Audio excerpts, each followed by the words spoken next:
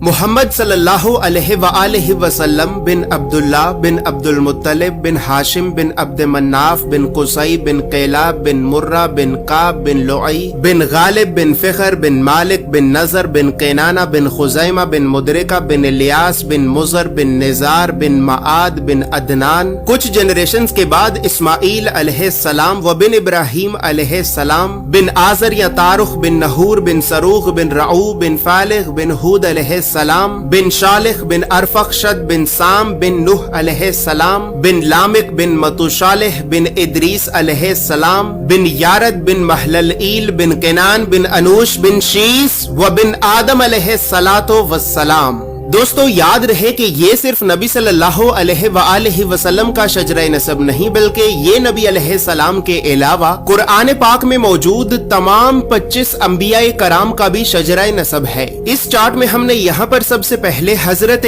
آدم علیہ السلام سے لے کر نبی صلی اللہ علیہ وآلہ وسلم تک تمام 25 انبیاء کرام کے ناموں کو ایک ترتیب کے ساتھ لکھا ہے اور پھر ہر نبی کا قرآن پاک میں کتنی مرتبہ نام لے کر ذکر کیا گیا ہے. ان تمام انبیاء کرام کو لوگوں کی ہدایت اور رہنمائی کرنے کے لیے جن علاقوں اور شہروں کی طرف بھیجا گیا تھا تو ہم نے اس چارٹ میں ان تمام علاقوں اور شہروں کے ناموں کو بھی لکھا ہے. اور سب سے خاص بات یہ ہے کہ یہاں پر ہم نے سبز رنگ سے نبیوں کے ناموں کو لکھا ہے اور سرخ رنگ سے رسولوں کے ناموں کو لکھا ہے تاکہ آپ کو بآسانی معلوم ہو سکے کہ ان 25 نبیوں میں سے نبی کون تھے اور رسول کون تھے. اس کے علاوہ اس چارٹ میں ہم نے اللہ رب العزت کے 99 صفاتی نام اور پھر ان ناموں کے نیچے ہم نے ڈیبیٹڈ پروفیٹس یعنی ان 10 نبیوں کے ناموں کو بھی لکھا ہے کہ جن 10 نبیوں کے نبی ہونے کے بارے میں تمام مسلمان علماء میں اختلاف پایا جاتا ہے کیونکہ ان 10 نبیوں کو قرآن پاک میں کہیں پر بھی نبی نہیں کہا گیا ہے. اس کے علاوہ چارٹ میں موجود سرخ رنگ 5 اولو العزم نبیوں کو ریپرزینٹ کرتا ہے جبکہ بلو کلر بنی اسرائیل کے نبیوں کو ریپرزینٹ کرتا ہے. اور اسی طرح 25 نبیوں میں سے 23 نبی ایسے بھی ہیں کہ جن کا ذکر قرآن کے علاوہ تورات زبور اور انجیل میں بھی موجود ہے.